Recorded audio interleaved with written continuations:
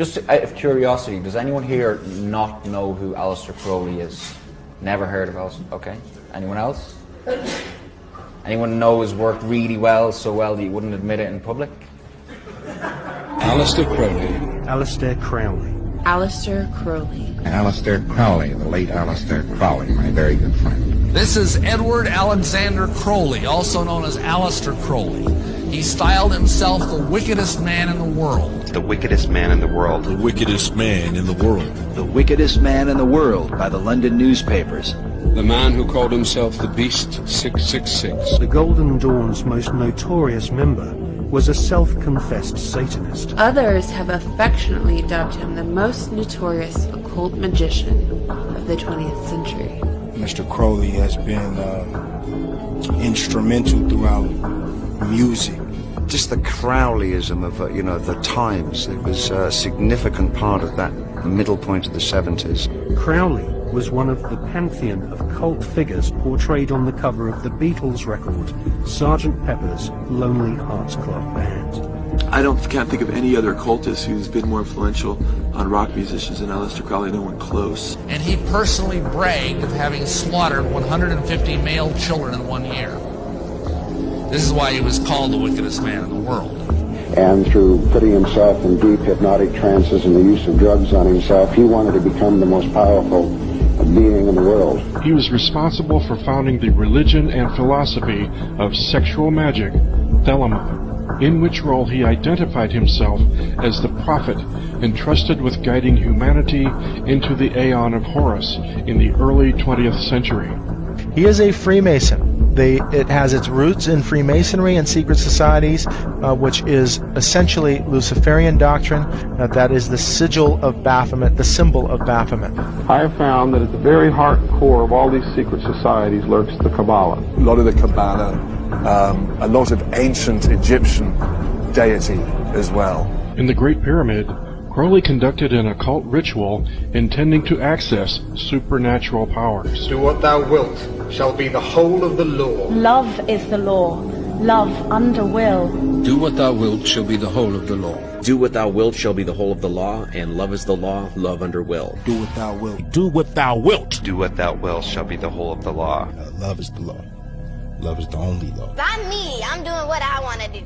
I am who I am, and it's tattooed on my chest. Well, I've been an admirer of Aleister Crowley. I think that I'm carrying on much of the work that he started over 100 years ago, and I think the 60s themselves. You know, Crowley said, do what thou wilt shall be the whole of the law.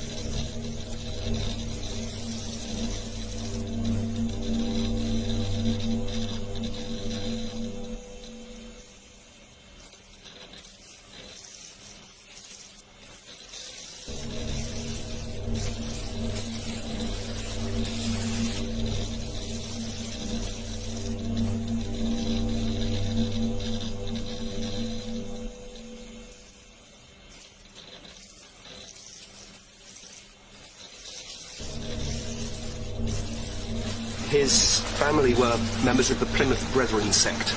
Now, the Plymouth Brethren were radical Protestants. You might even say pathologically anti-pleasure. They believed in the literal truth of the Bible. This included in particular the book of Revelations, which is a constant echo throughout Crowley's imagination, his theology, if you want to call it that.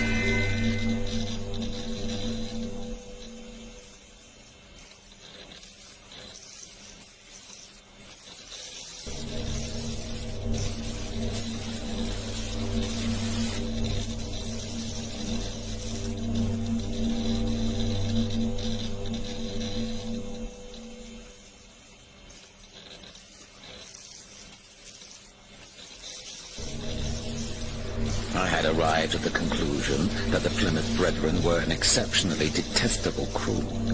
I wanted sin, a supreme spiritual sin, but hadn't the slightest idea how to go about it.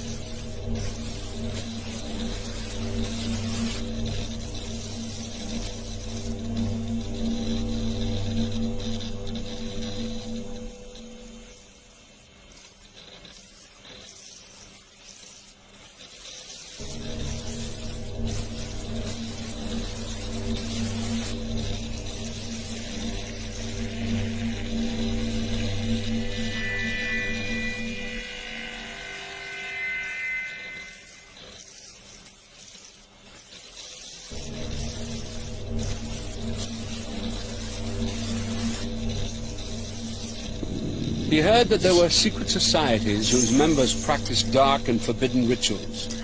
Crowley was intrigued and was desperate to access this hidden world. After 2 years of searching, he finally found what he was looking for.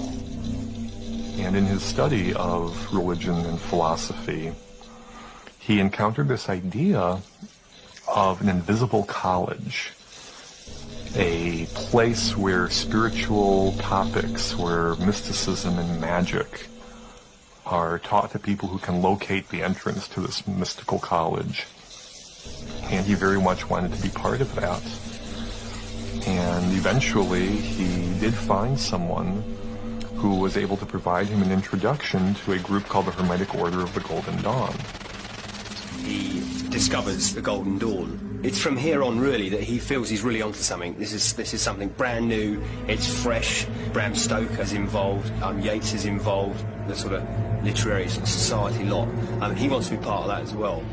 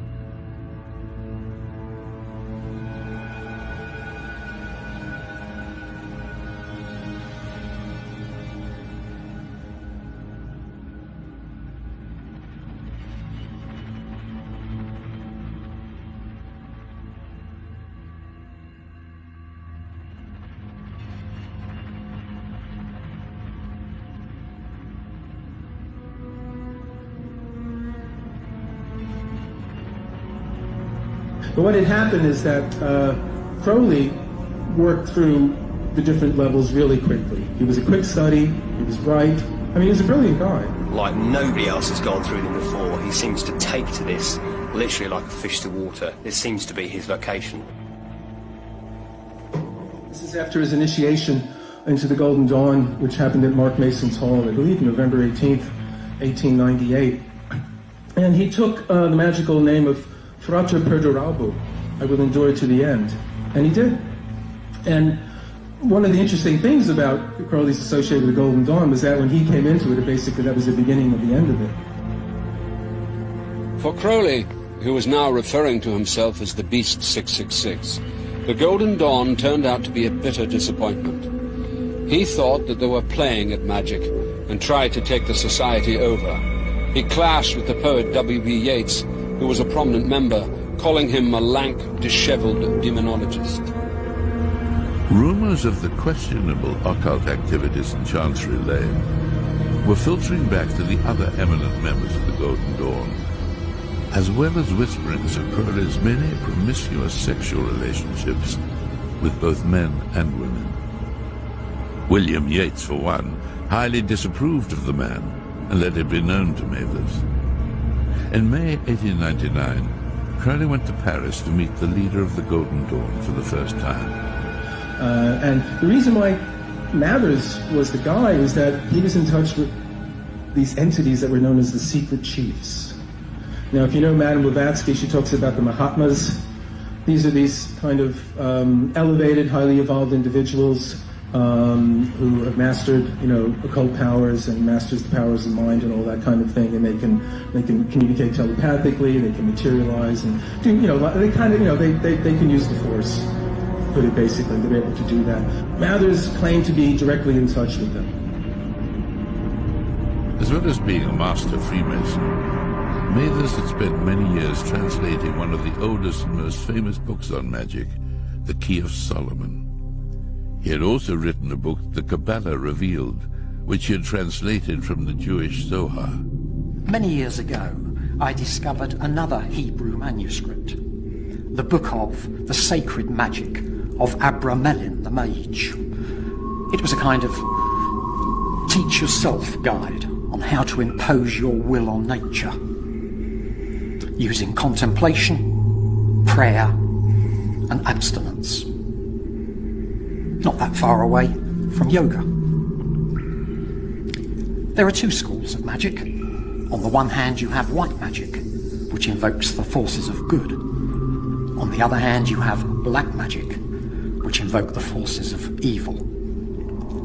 Abramelin teaches that the good forces are superior in power to the evil or satanic forces, and that by prayer and leading a pure life, the practicing magician can call upon his guardian angel to help him use and harness the forces of the power of darkness. There are no real rituals, just lists of angels and demons which can be evoked. Now, Abramelin magic was something that had come into the Western literature in the 15th century. It was transmitted by Abram the Jew to his son Lamech to invoke the good forces, the angelic forces, in order to overcome the dark forces. Crowley's so dedicated to performing the Abramelin ritual that he actually goes to the length of seeking out and finding the perfect place and buying a house to do the actual ritual in. Nothing else, just actually to do this ritual. And it's in Loch Ness, Boleskine House.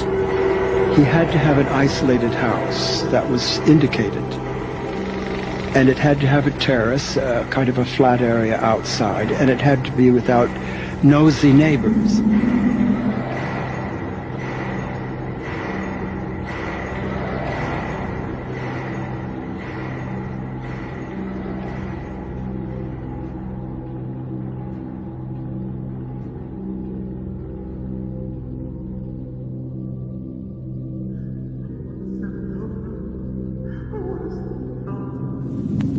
I don't know how he heard about Boleskine, but he must have been attracted to the name because it's actually derived from Baal, the bloody god of the Babylonians. He spent almost a year looking for this type of house. It had to be a house which opened onto the north, doors opening onto the north, with a terrace which he could cover with fine river sand, and with a part of the house where the spirits, which he called that, would congregate.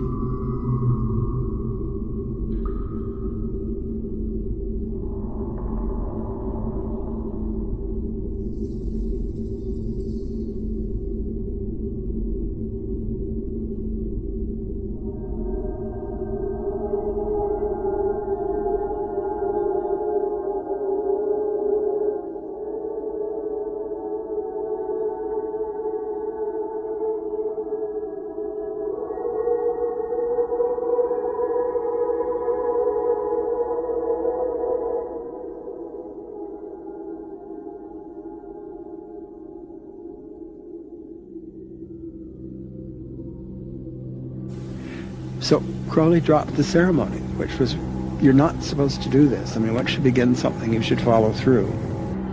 If you do that kind of thing, you get possessed, in a certain sense. Things get inside you and use you for their purposes.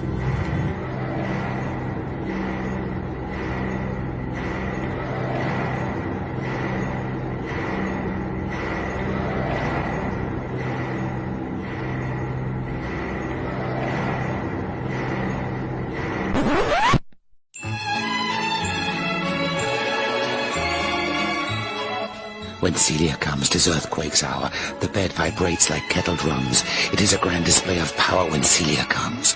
When Celia farts, my hasty nose sniffs up the fragrance of her parts. Shamed are the violets and the rose when Celia farts. If you dig into the poetry and you read between the lines of his poetry and, you dig into his story, a lot of the things will, make more sense to you. You know what I'm saying? Greasy the turds, dribble your dung on the tip of my tongue. Churn on me, Leia, twist with your thighs, smear diarrhea into my eyes. Vomit it, spew it, and lick it once more, and can make lust drunk on disgust.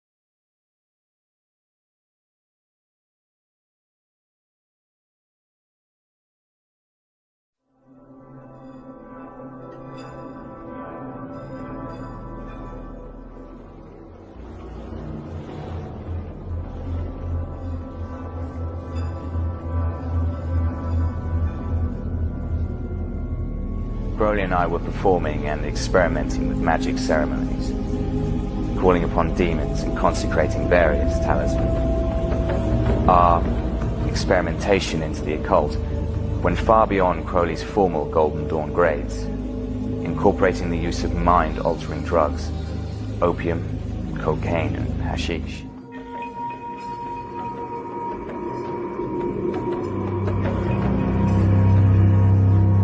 By the great god Harpocrates, by your deep purple darkness, by my white and brilliant light do I conjure thee. Collect yourself about me. Clothe this astral form with a shroud of darkness.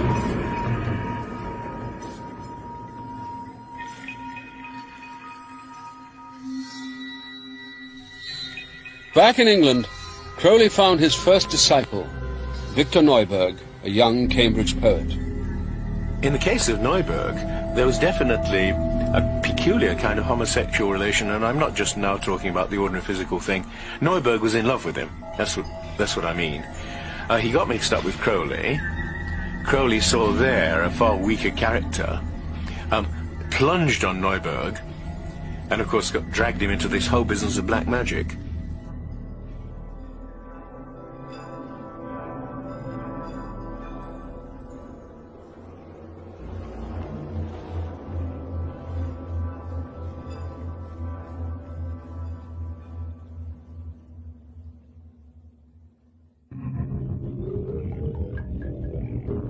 The two set off to Algeria to perform Enochian magic, a dark and dangerous set of occult rituals.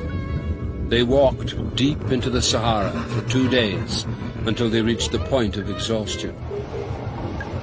Disorientated by the effects of the desert and copious quantities of hashish and mescaline, Crowley and Neuberg embarked on the climax of the ritual, summoning Choronzon, the dweller of the abyss, seen within the occult world as the devil himself.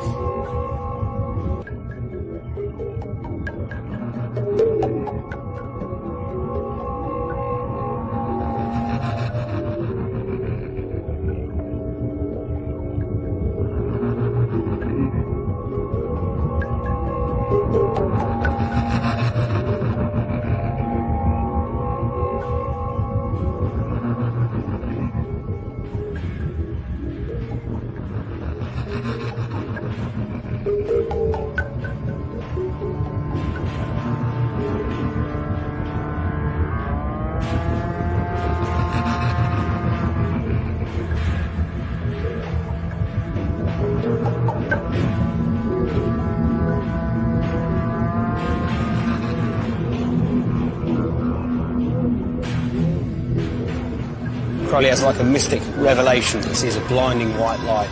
He seems to commune with the secret chiefs, and he suddenly realises that sex can be a sacrament, can be in praise of the gods. It's like a shortcut. It's a short circuit to go straight in to achieve whatever you want to achieve magically. The effect of the rituals left Neuberg a shattered man. He never fully recovered from the experience. But for Crowley, this was the final piece in the jigsaw. He had now united his belief in the power of sex and magic into one occult vision.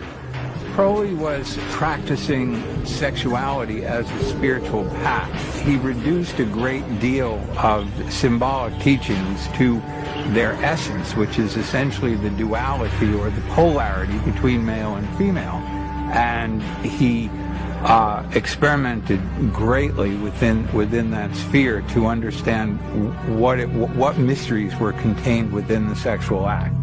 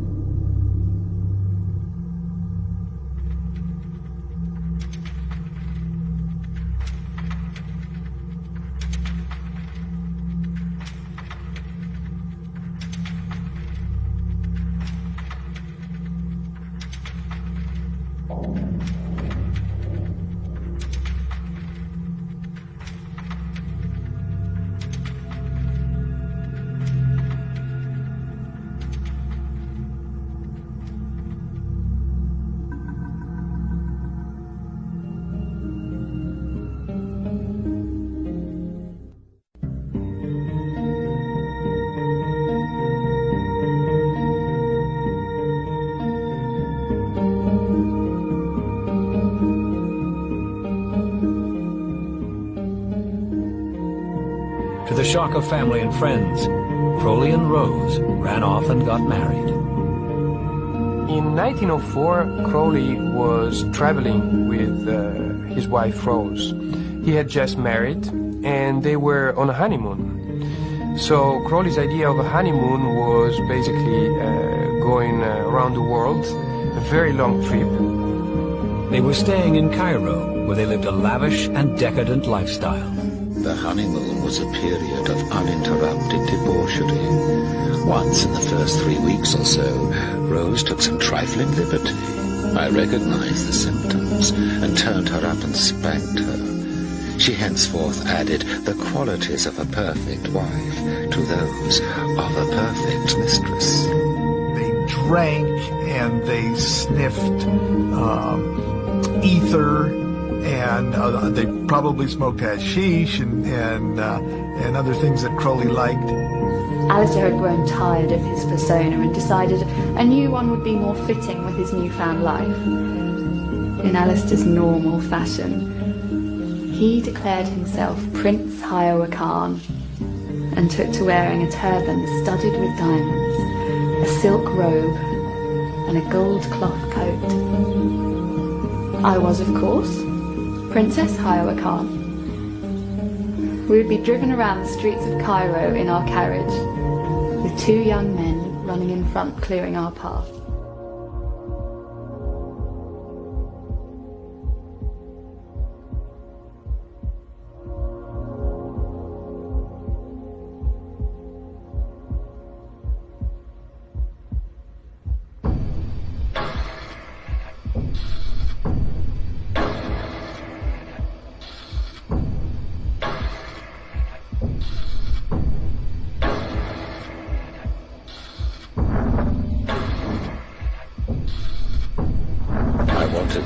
To see what a great magician I was.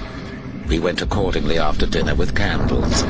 I had with me a small notebook in which was written the preliminary invocation of the Goetia. Thee I invoke, the Bournless One, thee that didst create the earth and the heavens, thee that didst create the night and the day, thee that didst create the darkness and the light. Thou art a sun, never, whom no man hath seen at any time. Thou art Yahweh. Thou art Yah Apophras. Thou hast distinguished between the just and the unjust. Back in Cairo, they were continuing their orgy of hedonistic excess when the black magic ritual in the Great Pyramid had an unexpected result that was to be the turning point in Crowley's life.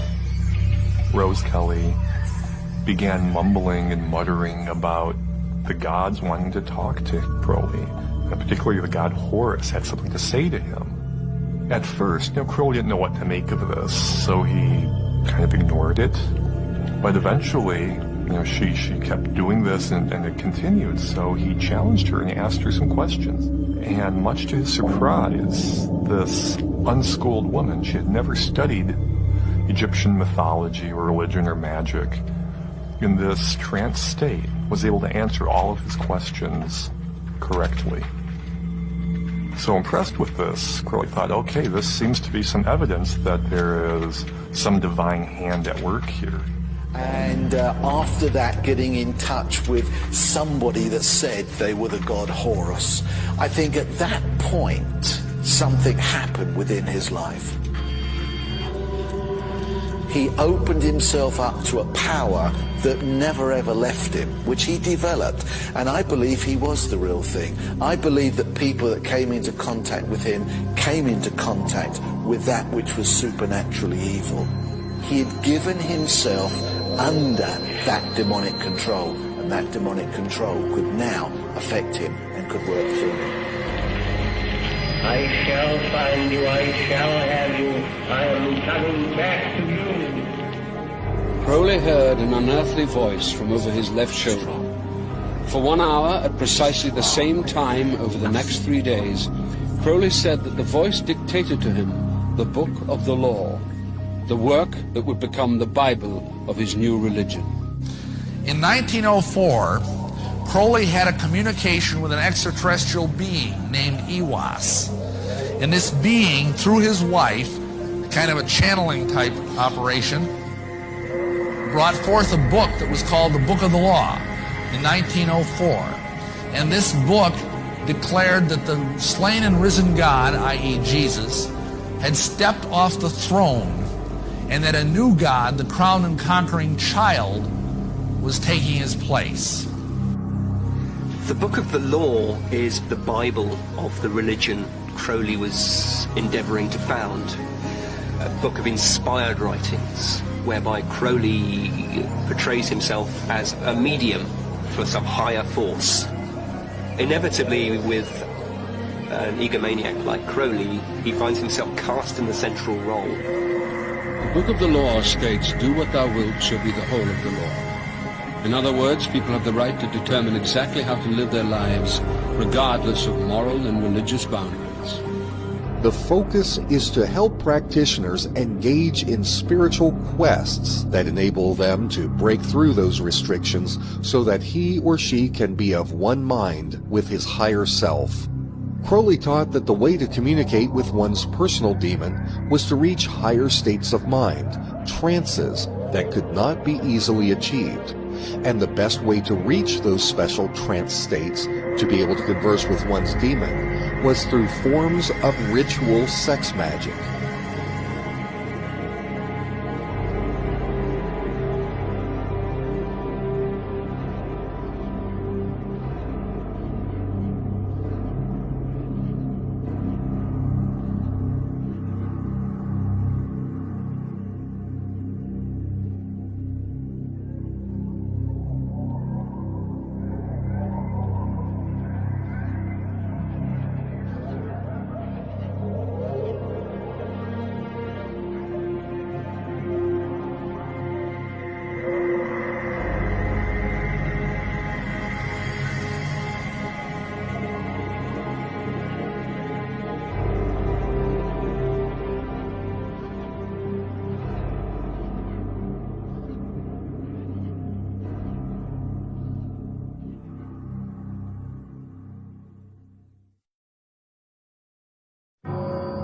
I found my experiences on pure DMT, both of them, utterly terrifying. And if I try to pin down what the terror came from, I'm not absolutely sure what it was. It was the strangeness and the purposive nature of the realm, that I had been put into a space where something was going to be done to me. And I think I wanted out, and at the same time I couldn't get out. And that, it was almost a feeling of terror and claustrophobia combined with that. I was thrashing around. I wanted out of there, but I couldn't go. That experience it was different from any other DMT experience that I had. Like, when I smoked it, I felt like I got abducted right at that moment. Like aliens waited for me to smoke my bowl, and then they abducted me. The entities you see on DMT, are they real or not? Tall order, very difficult to really unpack that. For one thing, what do you mean by real? Right. Let's start there. Sure. Again, I don't know. Let's say it's not real. In a Carl Jung way, it's a shared human archetype. What is that programming that you take DMT, that you release a little bit of during deep sleep, during vivid dreams, and a ton of when you die? When he first left the body and had a near-death experience himself, he went into a realm that was classically the realm of the demons and the what I would call the reptilian entities and all this stuff. In fact, he talks about seeing reptilian beings brushing against him and all that stuff. I go through the tunnel, going through a tunnel, and I see a hand, and it stops me. And I see the fingers mutating, it turns into 3 fingers, and then it starts backing out. And then it's the Bahamut, Satan figure with the goat. Now, of course, many scientists would say this is just brain candy. This is just an illusion of your own brain, disturbed brain chemistry. I don't agree with those scientists. I can't.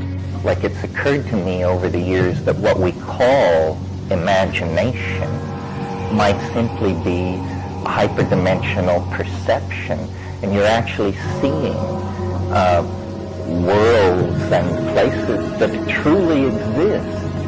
In the Amazon, they believe that there is an intelligent spirit that lies behind ayahuasca. They don't think they're dealing with just plants, and who are we to say they're wrong? The shamans believe that an intelligent entity, a spirit being, lies behind the ayahuasca beverage. And he's like, well, Alex, I just don't believe in demons, but I did see basically aliens come up to the edge of the forest, and we were all seeing it, and we were all seeing the same thing, but I think it was a chemical reaction. You don't have it. Everybody gets drunk, we all think about what happened to us in high school or college, or what's good or what's bad. We all have different experiences. When you're taking an hallucinogen, and suddenly you're all seeing the same thing, it just means that the filter is off.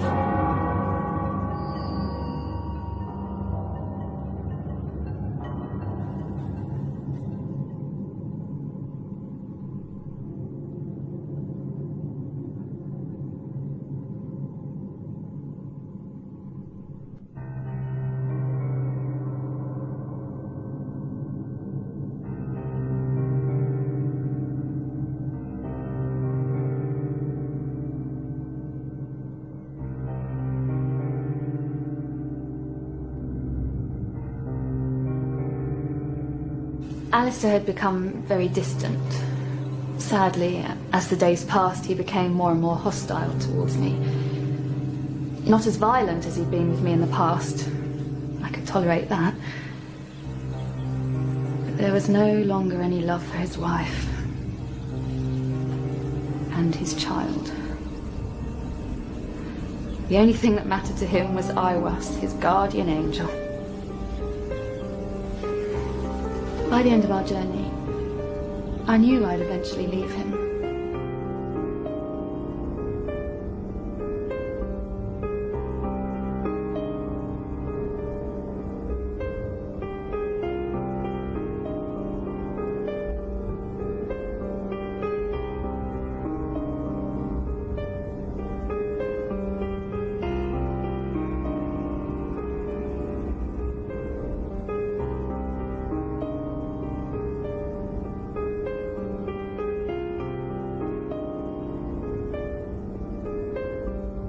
Bringing his mistresses home, he would sexually and sadistically abuse them.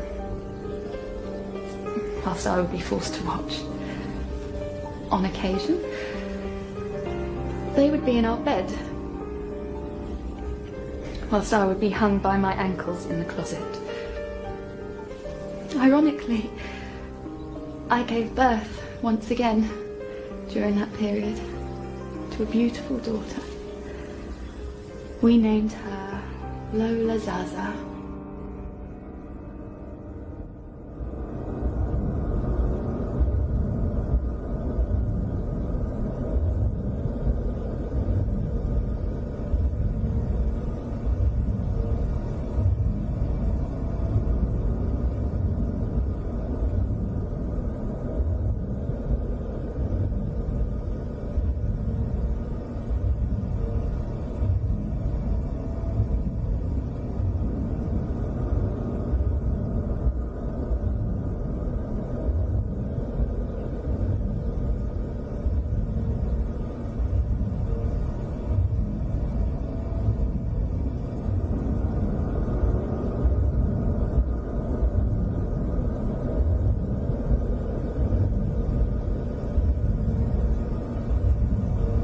And what happened was, a gentleman came knocking at his door after he published a book. And in this book, it was a book of poetry, and in the book he had made an allusion to something. And this guy, his name was Theodore Royce. He was a German occultist and the head of the OTO, the Ordo Templi Orientis, which stands for the Order of Eastern Templars. There's the Knights Templar again. And this Theodore Royce told Crowley that he had given away the greatest secret in occult history. So the guy promptly initiated him on the spot to the 9th degree of the OTO and then explained the secret to him. The secret is that as a Mason, you are promised immortality. If you go to a Masonic funeral, you will hear them discuss the immortality issue. You will hear them promise that they will go to the celestial lodge above and live there forever. Where do they get their promise of immortality?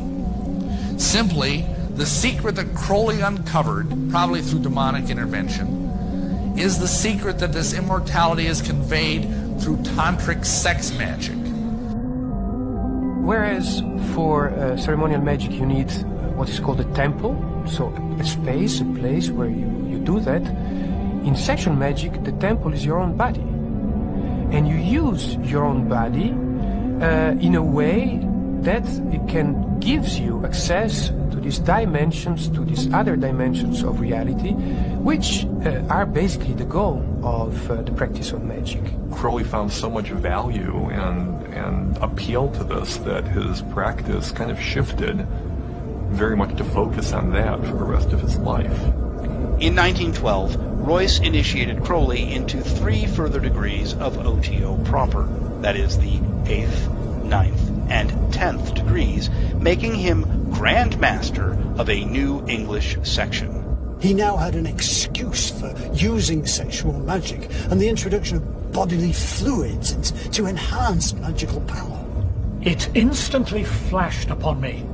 The entire symbolism, not only of Freemasonry, but of many other traditions, blazed upon my spiritual vision. From that moment, the OTO assumed significant importance. I had found the vehicle for my new eon.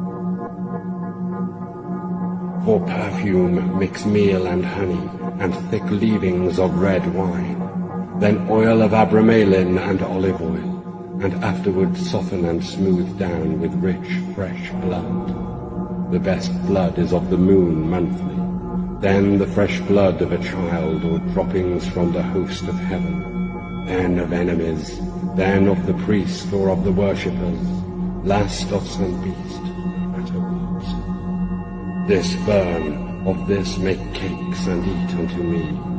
This hath also another use. Let it be laid before me, and kept thick with perfumes of your orison. It shall become full of beetles, as it were, and creeping things sacred unto me. These shall breed lust and power of lust in you, at the eating thereof. Ra-Ho-Ku is with thee. Worship me with fire and blood. Worship me with swords and with spears. Let the woman be girt with a sword before me. Let blood flow to my name. Trample down the heathen. Be upon them, O warrior, I will give you of their flesh to eat. Sacrifice cattle, little and big, after a child. Ye shall see that hour, O blessed beast, and thou the scarlet concubine of his desire. Damn them who pity. Kill and torture, spare not, be upon them. That stele they shall call the abomination of desolation. Now, according to Crowley's diary, he would have mass, and he would make cakes filled with menstrual blood. But he said in his mass, the host was made of excrement. So magically speaking, blood and semen, blood and excrement attract spirits, and semen or sperm keeps them alive. When you get deep enough into the occult and you start joining secret societies, you basically eventually have to eat and you have to drink and bathe in blood and all types of just sick, degenerate behavior. What are we talking about here? There's a considerable overlap in the United States from the various groups, organizations, individuals, whatever you want to call it. But the Satanists today, and for the number of years in the past, have basically used his philosophy and his writings as a guide. Francisco Fuster of Miami, Florida, is convicted on 14 counts of child abuse. This case involved Francisco, his wife, and more than 50 children. The children related stories of being forced to eat feces, pose for pornographic pictures, take mind-altering drugs, kill animals, and submit to anal rape with a crucifix. The children also described the chanting of prayers to Satan. In 1988, 23-year-old Kelly Michaels was convicted of 115 counts of sexual abuse against 20 children in her care at the We Care Nursery School in Maplewood, New Jersey.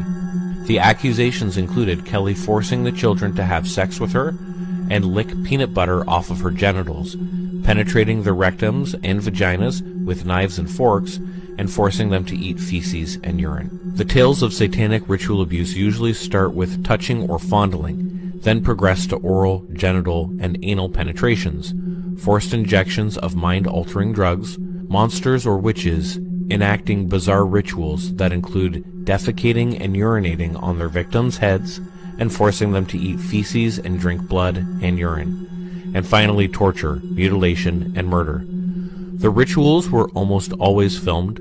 The victims were forced to participate in the murders and often made to eat the flesh and drink the blood of those who had been sacrificed. These were not merely the sadistic acts of pedophiles, but the sophisticated techniques by which devil-worshipping perpetrators programmed and controlled victims. And now listen to this sentence, folks, closely. For the highest spiritual working, one must accordingly choose that victim which contains the greatest and purest force. A male child of perfect innocence and high intelligence is the most satisfactory and suitable victim. We're talking about human sacrifices.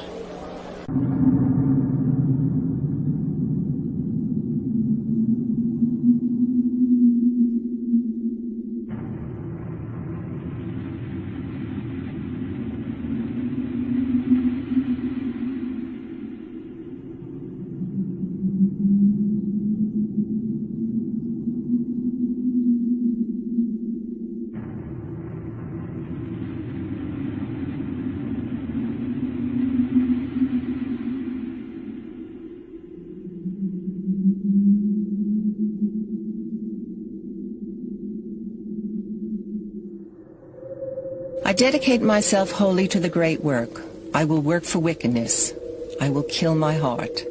I will be shameless before all men. I will freely prostitute my body to all creatures.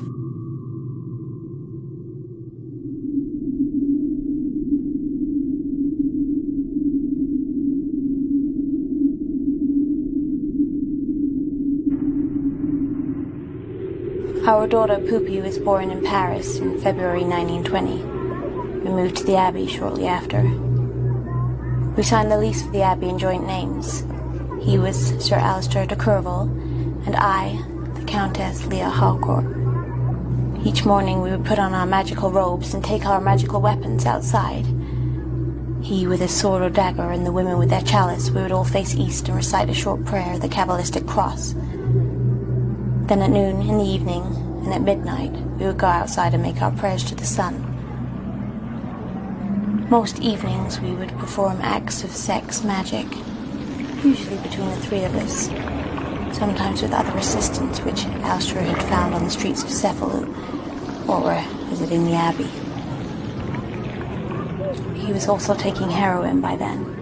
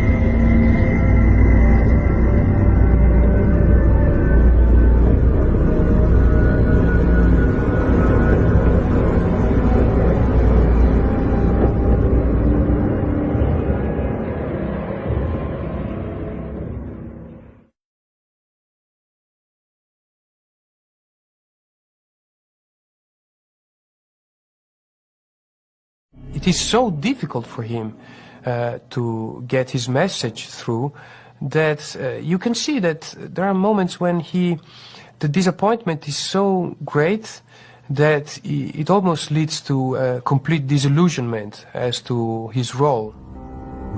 So in 1932 he went back to England, and he never left England after that date. The center of his life remained the communication of the message of Thelema. Crowley's attempt to start a new religion in the Abbey of Thelema had gone disastrously wrong. His reputation as the wickedest man in the world was sealed. The last years of the great beast's life were spent living from hand to mouth. His fortune was long gone, and his disciples had deserted him. He moved from one set of temporary lodgings to another, and finally ended up in a boarding house in Hastings. His life of excess had left him with nothing but chronic heroin addiction and infamy. Crowley suffered from chronic bronchitis much of his life. This eventually resulted in numerous bouts of asthma for which he was prescribed heroin. This drug proved too strong even for Crowley's will. He remained addicted to heroin the rest of his life. But still, he has a lot of energy to the very end, at least intellectual energy. He is working and writing until the very end. In 1934, Crowley began a libel case against a writer who described him as a black magician. He was desperate for money and believed he might be awarded damages. Examples of Crowley's pornographic poetry were read out in court, and then the wife of Rao Loveday, the young man who died in the Abbey of Thelema, gave evidence of Crowley's depravity. The judge was appalled, saying that in 40 years of justice he had never heard of such wickedness. Crowley lost the case and ended up bankrupt. This man who had, in his youth enjoyed a great deal of privilege, in later years wound up, without that. His books weren't selling. He was very much ostracized in the press.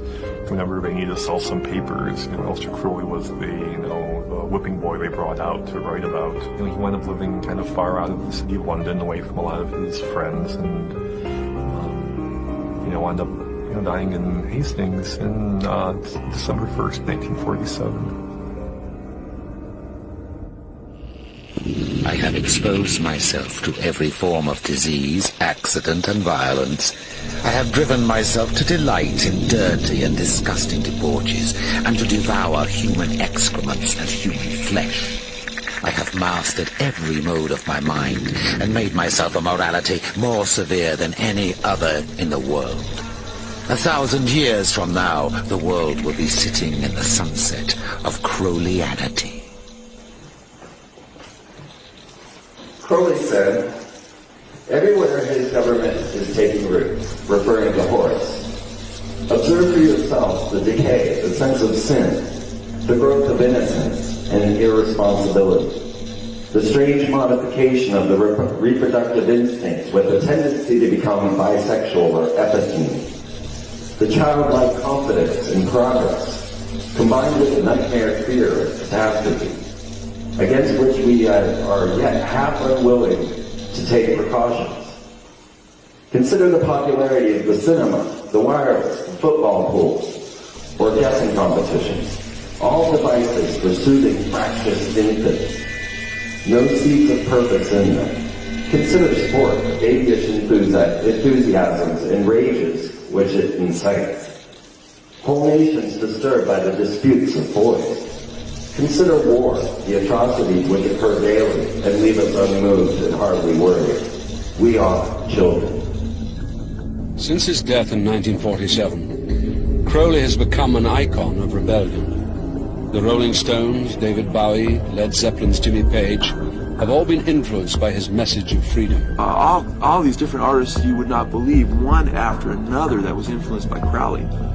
I mean, I can't think of any other occultist who's been more influential on rock musicians than Aleister Crowley, anyone close. Crowley apparently influenced people from Adolf Hitler to Timothy Leary to Robert Anton Wilson to Harry Hay to L. Ron Hubbard. Well, I've been an admirer of Aleister Crowley. I think that I'm carrying on much of the work that he started over 100 years ago, and I think the 60s themselves. You know, Crowley said, "Do what thou wilt shall be the whole of the law." Turn on, tune in, and drop out. We're turned on, and we're tuned in, and we're very dropped out. Turn on, tune in, and drop out. Millions of dollars would be spent on LSD research at universities throughout the country, and word would begin to spread on campus about this so-called mind-blowing drug. And suddenly, it was the counterculture of the 60s. I give the CIA a total credit for sponsoring and initiating the entire consciousness movement, counterculture events of the 1960s. Crowley taught that his satanic doctrine should be cloaked under the lie of love, and he believed the youth would fall for it. The Beatles wrote the song Come Together as a campaign song for Leary's hopeful presidential bid that, thank God, never got off the ground. The CIA funded and supported and encouraged hundreds of young psychiatrists to experiment with this drug. And one of the men that he had influenced was Alfred Kinsey. After publishing his male and female reports, Kinsey began to travel abroad and study sexuality in foreign countries. Do you regard black magic as being purely fictitious, or is there some truth in it? Some truth. 100% truth. There is nothing fictitious about black magic, in any way whatever. It is a fact. It is a fact which has existed for several thousand years. Today, Crowley's followers believe that he was a true prophet because he foresaw a society that has now embraced ideas of sexual and spiritual freedom. Others are not so sure. I think today modern occultism sees a very watered-down version of Crowley. They gloss over some of the atrocious things that he did, and they just want to see him as a benign humanist, somebody who said, let's be free, let's go with the flow. And it is to deny an awful lot of evilness that happened in his practices.